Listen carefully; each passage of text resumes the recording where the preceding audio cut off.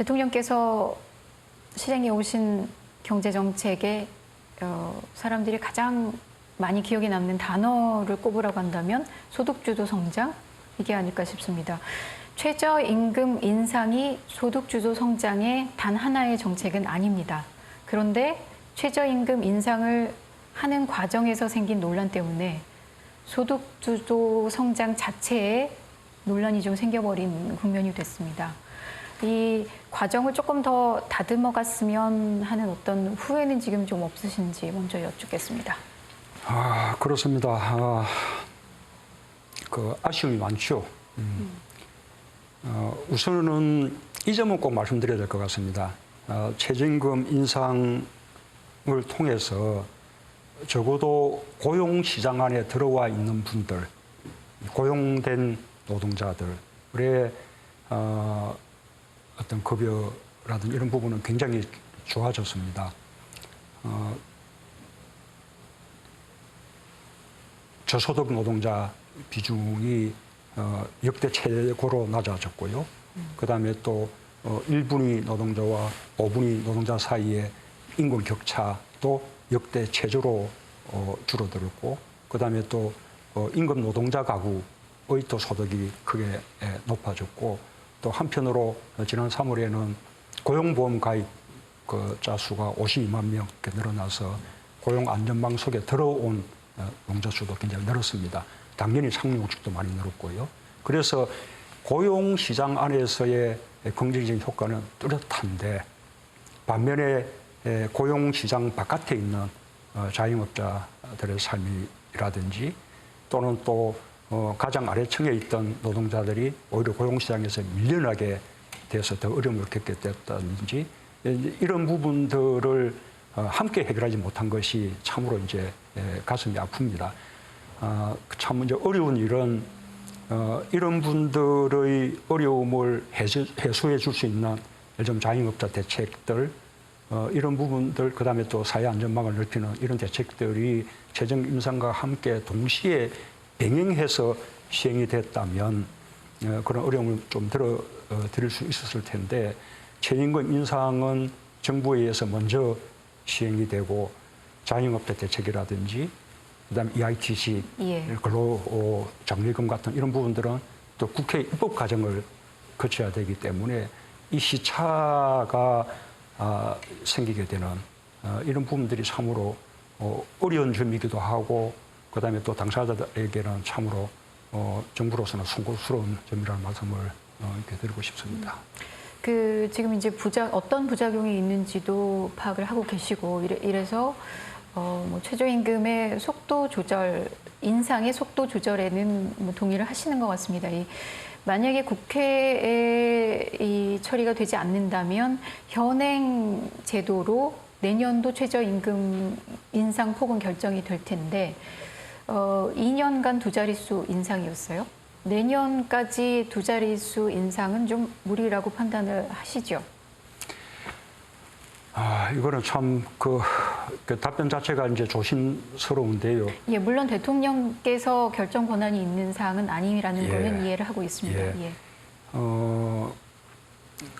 우선 그렇지만 지난번 대선 과정에 저를 비롯한 여러 후보들의 2020년까지 최저임금 1만으로 인상하겠다는 공약, 이런 것이 그런 최저임금위원회의 결정에 영향을 미쳤다고 생각을 합니다. 그래서 그것 점에 대해서는 대통령도 함께 이제 책임을 이렇게 져야 하는 것이라고 보고요. 일단 결정 권한이 이게 정부 대통령에 있는 것이 아니고 최저임금위원회에서 독립적으로 그렇게 결정하게 돼 있는 것이어서 이렇게 대통령이 무슨 가이드라인을 제시하기는 어렵다고 생각합니다. 그러나 이제 분명한 것은 그때 공약이 2020년까지 1만 원이었다고 해서 그 공약에 얽매여서 무조건 그 속도대로 인상돼야 한다, 그런 것은 아니라고 생각합니다. 우리 사회, 우리 경제가 어느 정도 수용할 수 있는지 그 적정선을 찾아서 결정할 필요가 있는 것이죠. 올해 최저임금은 작년 최저임금 인상에 비해서 이미 좀 속도 조절이 좀 됐다고 생각합니다. 예. 그렇다 하더라도 2년에 걸쳐서 최저임금이 꽤 가파르게 그렇게 인상이 되었고 또 그것이 또 긍정적인 작용이 많은 반면에 또 한편으로 또 부담을 주는 그런 부분들도 적지 않다고 이렇게 판단한다면 최저임금 인상위원회가 그런 점을 감안해서 맞아 우리 사회가 우리 경제가 수용할 수 있는 적정선으로 판단하지 않을까 그렇게 기대를 하고 있습니다. 그러니까 2020년 만원 공약에 얽매이지 않고 사회가 수용할 수 있는 선에서 정해질 것이다. 예. 예, 그래서 그러기 위한 이제 법 제도로서 최저임금 그 결정의 제도의 어떤 이원화 예.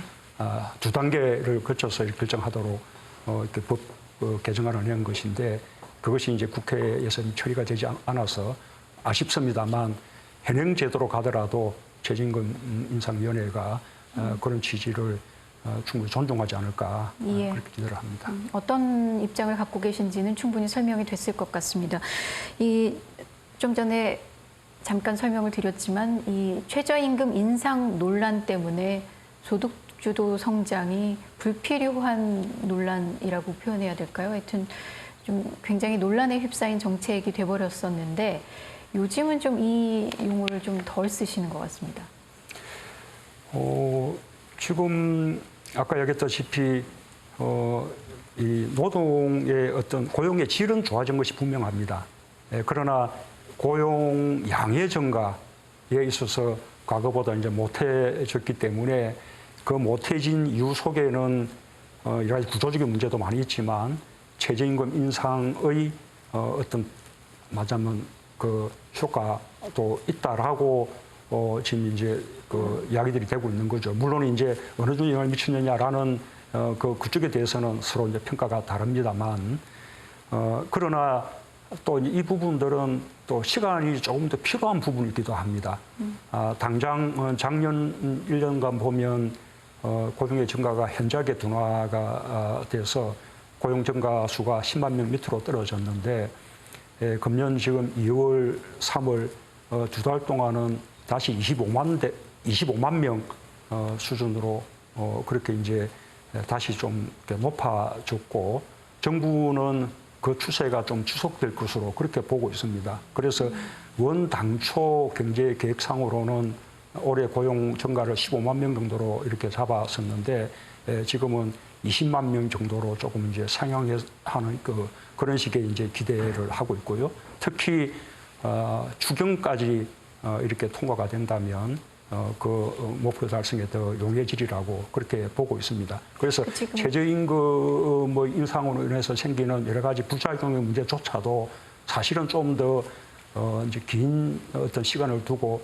판단해 볼 필요가 있는 것인데 당장 어려움을 겪고 있는 분들이 또 많이 있기 때문에 이제 그 해결에 우리가 좀 더 많은 노력을 집중해야 된다고 봅니다. 자연스럽게 얘기가 일자리 수치까지 얘기를 하셨습니다. 그 집무실에 여전히 일자리 상황판이라고 해야 되나요? 그게 아직 있으신가요? 예, 지금도 있고요. 오늘 보셨습니까? 예, 그 대체로 월별 단위로 발표가 되기 때문에 네. 이 매달 이제 이렇게 이제 수정이 되는데요. 이 고용 상황들은 지난 3월 부분까지만 발표가 됐기 때문에 지금 이제 3월 말 현재 상황들이 지금 일자리 상황판에 있습니다. 수출은 4월 달까지 표현되고 있고요. 네. 어쨌든 요즘은 조금 자세히 설명해 주실 필요는 요즘은 조금 낮습니다. 왜냐하면 2월, 3월에 고용 사정이 조금 더 좋아졌기 때문에 예. 지금은 일자리 상황판에서 좋은 지표들은 대체로 올라가고 나쁜 지표들은 대체로 떨어진 그런 상황을 볼 수가 있죠. 한 두 달 그 일자리 수는 좀 괜찮아졌다 이렇게 얘기를 하셨는데 좀 보면 그 고용의 질이 문제가 생기게 되는 부분이 있습니다. 이제 저희가 한번 봤더니 그 일자리가 생기긴 했는데 이 중에 상당수가 초단기 일자리. 그래서 주 15시간도 안 되는 정말 예를 들어서 이 보험의 사각지대에 놓여 있는 초단기 일자리가 상당 부분을 차지하고 있더라. 이런 수치가 있더라고요. 네, 맞습니다.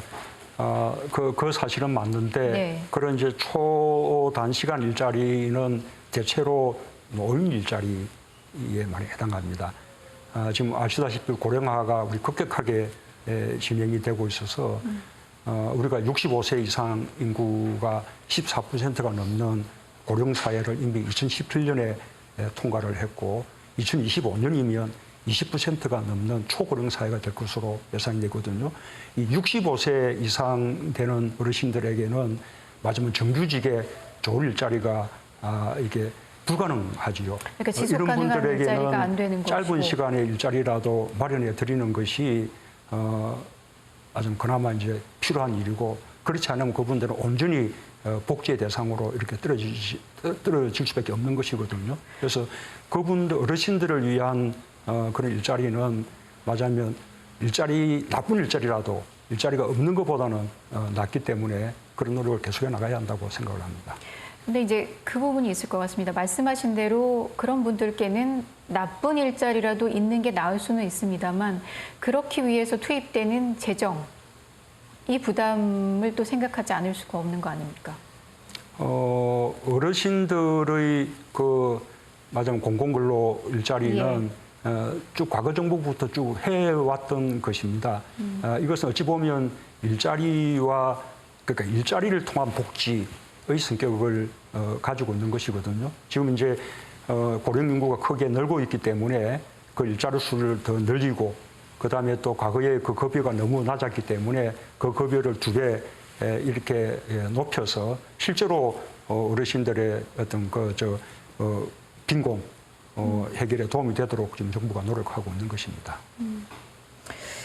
네, 그래서 뒤에서 말씀드리자면 노인 빈곤율도 꽤 개선되고 있다는 말씀을 드립니다. 지금 일자리를 노인 일자리에 집중해서 얘기가 흘러가고 있는데 사실 지금 제일 문제는 청년 일자리 아닙니까? 지속 가능한 일자리가 청년에게 계속 공급되는 것이 가장 중요할 텐데 이런 일자리는 어디서 만들어야 되는 건가요? 일단 공공부문에서 만들겠다 81만 개 공약을 하신 것은 있습니다만 일단 지난 2월, 3월 청년들의 고용률 아주 높아졌고 그다음에 청년들의 실업률도 아주 낮아졌다는 그 말씀을 드리고요. 특히 25세부터 29세 사이는 굉장히 인구가 늘었음에도 불구하고 그런 이제 고용 상황이 아주 좋아졌다는 그런 말씀을 드립니다. 물론 완전히 다 해결된 것은 아니죠. 이 좋은 일자리를 늘리려면 여러 가지 방향이 있다고 생각합니다. 하나로서 이렇게 다 해결할 수 있는 만능의 카드는 없죠. 첫째, 우리가 이제 제조업의 강점이 있지 않습니까? 제조업 강국인데 그동안 조선이나 자동차 같은 주력 제조업이 세계 경기 둔화 속에서 좀 부진을 겪었습니다. 그래서 제조업을 혁신해서 고도화함으로써 경쟁력을 높여서 일자리를 늘리는 방향이 하나 있을 테고요. 그다음에 또 새로운 신산업들을 빨리 이제 성장시켜서 좋은 일자리를 만들어야겠고 또 요즘 하는 벤처 창업들을 크게 늘리고 지원할 필요가 있겠습니다. 또 한편으로는 아까 말씀하신 그런 어떤 공공 일자리 부분도 아까는 어르신들 일자리만 이야기했지만 소방관이나 경찰들은 아직까지 수가 부족합니다. 또한 사회 서비스 일자리는 아직도 많이 이제 부족한 실정이죠. 그래서 그런 걸 통해서도 일자리를 더 늘려나갈 필요가 있다고 봅니다.